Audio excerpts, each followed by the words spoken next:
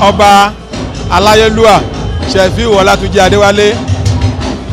irú Ọlọ́run ni ò sí o irú ẹ̀ scarce because kò fẹ́ nǹkan ọ̀dọ̀tí owó kò kà sí mo ti gbọ́dọ̀ wọn for good 12 years he's a very nice person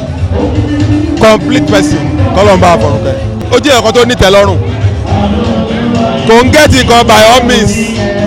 dandan ó gbọ́dọ̀ tẹ̀mí lọ́wọ́ ó ti o ohun tó bá wá náà ni